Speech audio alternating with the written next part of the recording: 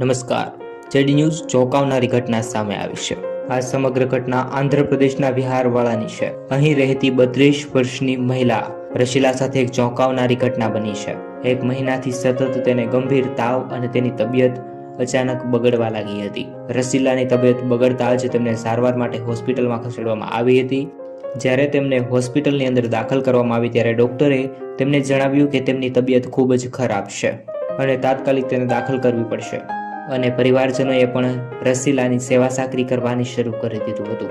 ત્યારે 10 દિવસ સુધી તેઓ રસીલા પાસે રહ્યા હતા. ત્યારબાદ ડોક્ટરે જણાવ્યું કે રસીલાની તબિયત સારી થવામાં થોડો સમય લાગી શકે છે.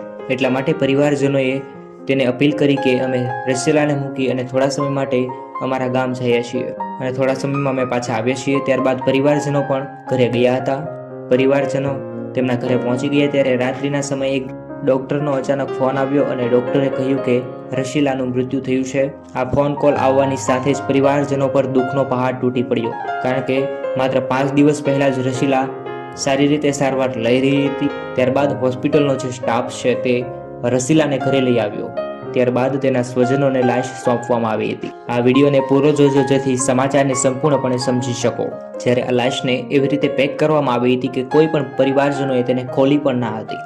ત્યારબાદ રસીલાની અંતિમ સંસ્કારની તૈયારી પણ થઈ ગઈ હતી. જ્યારે આ ઘટનાના લગભગ 15 દિવસ વીતી ગયા ત્યારે આ ઘટનાને લઈ અને 15 દિવસ પછી રસીલા ખુદ તેમના ઘરે આવી ગઈ. જ્યારે રસીલાને જોઈ અને વલભલા લોકોના ટાટિયા ધ્રુજી ગયા, કારણ કે 15 દિવસ પહેલા જ હજી રસીલાના તો અંતિમ સંસ્કાર કર્યા હતા, પરંતુ સમગ્ર ઘટના શું છે તેની વાત હવે શરૂ થાય છે. 15 દિવસ પછી સામે આવી જતા લોકોના ડોળા ફાટેલા જ રહી ગયા. જ્યારે આ મળદું જોઈ અને લોકો પણ ડરી ગયા અને ભાગવા લાગ્યા. ત્યારે રસીલા એમ બોલી કે મને ડોક્ટરે રજા આપી છે, એટલા માટે હું ઘરે આવીશું અને હવે હું સ્વસ્થ છું અને ડોક્ટરે રજા આપી દીધી છે અને હું રિક્ષા પકડી અને હોસ્પિટલથી અત્યારે ઘરે આવીશું.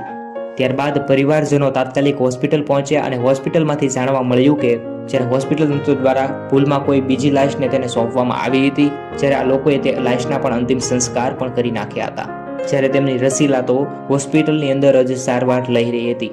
લોકો કોમેન્ટની અંદર જણાવી રહ્યા છે કે આ ડોક્ટરની બેદરકારી છે. સમગ્ર ઘટનાને લઈ મિત્રો તમારે શું કહેવું છે તે જરૂરથી કોમેન્ટમાં જણાવજો. આ પરિવારને ન્યાય મળે, બીજા કોઈ વ્યક્તિ સાથે આવું ના થાય તે માટે જરૂરથી મિત્રો આ વિડીયોને દરેક લોકો સુધી શેર કરો. દરેક લોકો જાગૃત થાય. લોકોને જાગૃતિ અપાવવા માટે અમે ન્યૂઝ ચેનલ ચલાવીએ છીએ.